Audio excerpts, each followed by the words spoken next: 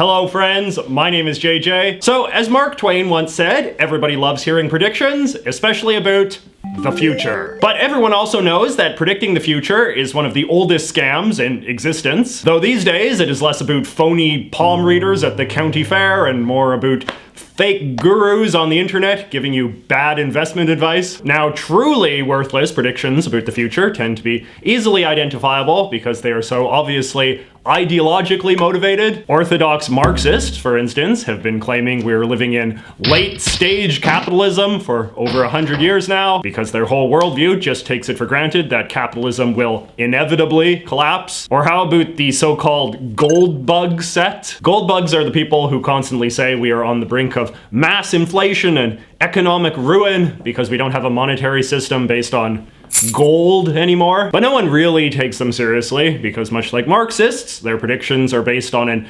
ideological theory of inevitability, not impartial observation of the actual world around them. Which brings me to this book, The World in 2020, by the British journalist Hamish McRae. This is a book I had to read for college about a decade ago. It was written in 1994, and as the title suggests, it was supposed to provide a vision of what the world would be like in 2020. And I have to confess that when I found this book in my parents' house the other day, I was like, score! This will be some premium YouTube content. I bet that old teabag got everything wrong. But alas, he did not. And that is because Hamish McRae is a pretty moderate, non-ideological sort of guy. His method for predicting 2020 was to just look at the trends and events of the 1990s and make reasonable extrapolations of what was therefore likely to happen over the next 25 years. His conclusions don't add up to some sort of grand sweeping thesis destined to vindicate the theories of any particular political group, but are rather just a mixed bag of good and bad things happening in all sorts of different directions, because that, of course, is how life actually is. So let me take you through a few chapters of his book,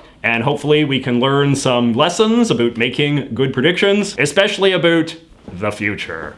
So let's start with his predictions about the technology of 2020. McRae says that from his perspective in 1994, there's nothing going on to suggest that society is on the brink of making any big advancements in the field of electromechanical technology, which is the sort of tech that gives us things like cars, washing machines, or aircraft. There will be no completely new product like the car or aeroplane, which will go from prototype to mass market, which of course was true. Instead, he is bullish on the sort of technology that does seem to be on the upswing in the 1990s, which is personal computers and the internet. Circa 1994, the trend lines were clearly in the direction of personal computers getting faster and cheaper, and more people going online. So therefore, he reached the logical conclusion that by 2020, most middle-class people would be able to afford a powerful computer connected to the internet. McRae, in turn, predicts that the rise of the internet will mean working from home will become more usual, which is certainly broadly true. Though, when you read what he's written, I think it is pretty clear that he expected something more like the pandemic style of work, where everyone who can work from home does work from home, to become much more mainstream much earlier, which I think is actually a good example of how sometimes the future is kind of weirdly irrational in a way that is hard to predict. Like, why didn't more people work from home before the pandemic, even though we clearly had the technology to allow it? Another blind spot is that McRae doesn't really anticipate the way that computers and the internet will transform entertainment. In the 1990s, computers and TV were considered these two very distinct things, so he assumed that as we became a more computer-centric society, TV would decline. There seems to be a practical limit to the amount of time people are able or prepared to spend in front of a screen, though that underestimated the possibility that computers themselves could become a source of TV-style entertainment through things like YouTube and Netflix. And I'd also say that we've definitely learned over the last 25 years that there does not, in fact, seem to be a limit to how much time people are prepared to spend with their screens, so long as those screens can do enough different stuff. All right, so how about natural resources? In the 1970s, a lot of experts warned that the world was running out of oil. The oil and natural gas that we rely on for 75% of our energy are simply running out.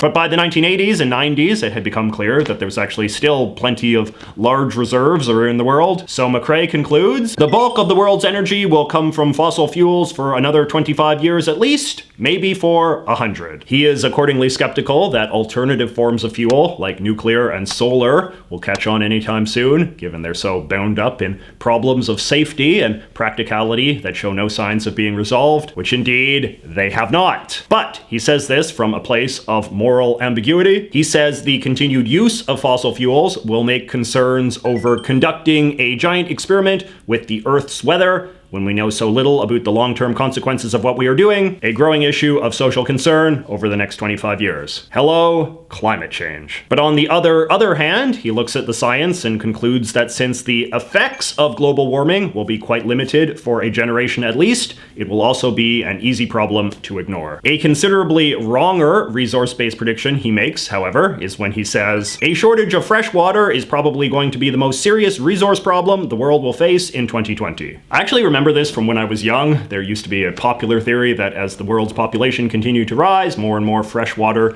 would be needed to grow food, and this might even lead to wars over water. In 2004, the CBC even made a TV movie about the grim future in which America invades Canada in order to get our precious water. But the problem with looming scarcity predictions is that they tend to underestimate the degree technological innovation, in this case, new technologies in irrigation and plumbing and even genetic engineering, can help dramatically improve the efficient use of a scarce resource. I mean, it's not hard to find people these days who are still willing to warn you about the looming water crisis, but I would hardly say it is one of our most front-of-mind issues right now. But speaking of geopolitical crises, the last chunk of the book is a run-through of all of the major nations of the world, with predictions of what McRae thinks we're likely to go through by 2020, based on the trends of the 1990s. In Europe, he is generally pretty skeptical of the EU, which in the 1990s was still in a relatively early phase. He expected it would get a lot bigger, but not necessarily more powerful or more like a single country, which is what some were predicting at the time. He has a good line where he says, there will be no final form. The most important difference between the Europe of the 1990s and that of 2020 is that people will have realized that Europe is not progressing towards some goal of greater unity, and that the closeness of the association of European states ebbs and flows over the centuries. He concludes this because he saw Europe of the 1990s as a continent where all of the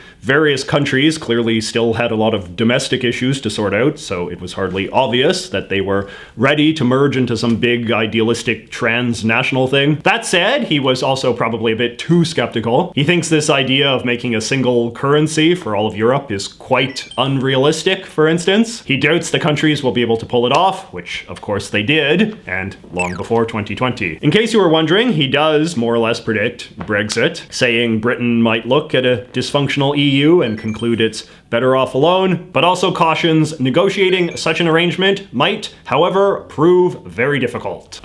Yeah. He accurately predicted German economic growth would continue to remain low after the merger of East and West, but inaccurately predicted this would make the country less powerful in Europe overall, which really hasn't been the case. He thought that French politics would be defined by persistently high unemployment rates and growing anti-immigrant sentiment, which would breed a lot of populism, which is true. But he also thought that this meant it seems highly likely that at some time in the early years of the next century, there will be another political shock, which will result in a sixth republic being formed, which is to say a brand new French constitution. This hasn't happened, but you could say that the election of President Macron, a complete third-party political outsider, is the next closest thing. Italy, similarly, has not split into two countries, which McRae thought was likely, given the 1990s had seen Italy's north and south continue to develop independently and often resentfully of each other. But Italy did adopt a new party system based mostly around north-south social economic differences. So again, that might be the next closest thing. Russia, overall, he was quite wrong about. In the 1990s, Russia under President Yeltsin seemed to be edging in the direction of becoming a relatively open and democratic country. And so McRae said it was a sensible guess that they might become an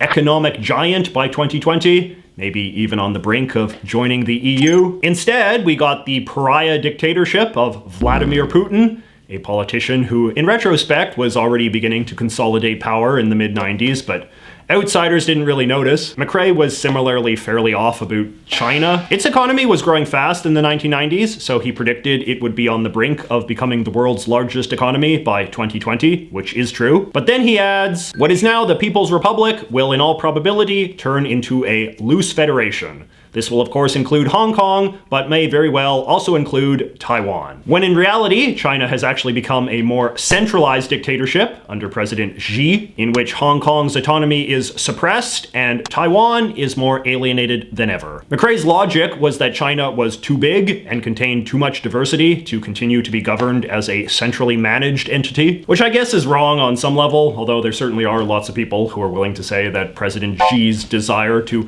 double down on centralized control into the 2020s is a high-risk gamble, threatening both China's long-term economic prosperity and internal peace. And lastly, McRae's main prediction for America was not that it would necessarily rise or fall per se, but more that it would just become increasingly consumed by its own internal problems and neuroses. It would remain the world's most powerful superpower, but by 2020, domestic support for its international leadership and all that entails will be wearing thin. In the 1990s, it was pretty clear that although some parts of the US were thriving as the national economy became less industrial and more based around the service and information sectors, there was no real plan to deal with the regions and people being left behind. As a result, McRae figured America was a country on track to develop worsening inequalities of wealth and living standards, defined largely by geography. He similarly sees America's high rate of immigration, which had been climbing steadily over the 70s and 80s, as an ever-growing source of tension. Which is certainly true, but what he gets wrong is when he says that America will be the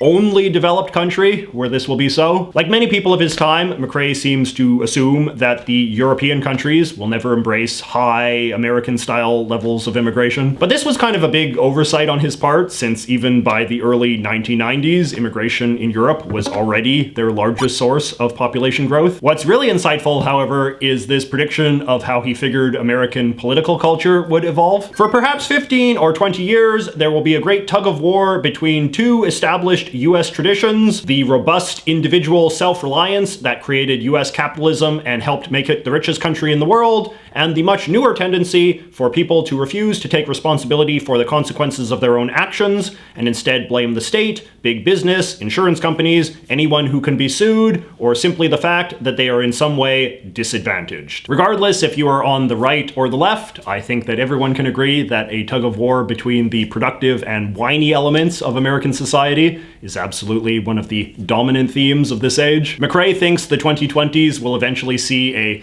great radical shift in American politics, in which aggressive common sense triumphs, but he cautions the change in values will start at the bottom and move up. It will not be imposed from the top down. I will leave it to you to decide if there is any sign that that is happening or not. So this is just a quick overview of a few predictions from what is really a quite thorough and detailed book. It's also kind of a boring book, but in a good way, since so much of what he predicts is just right. Hamish McRae is clearly a very smart guy worth listening to, and he's still alive and writing to this day, so be sure to check out his recent work. But I made this video because I also think he's just a good role model, in the sense that he seems like a genuinely dispassionate analyst of the present and future. The reason why he was able to write a book as accurate as this is because he clearly didn't allow his political biases or philosophical beliefs, whatever those are, to color his predictions. He looked at trends and evidence and tried to make rational projections for where it would all lead, for good or bad, rather than just tell people what they wanted to hear or get attention with some crazy sensationalistic prediction, which is a moderate approach sadly not all futurists take. So in the comments below, let's hear some of your calm, moderate predictions for the next 25 years based on the trends of today. And 25 years from now, in January of 2046, I promise I will come back and review them, even if I am President of Canada. In fact, especially if I'm President of Canada. See you all next week.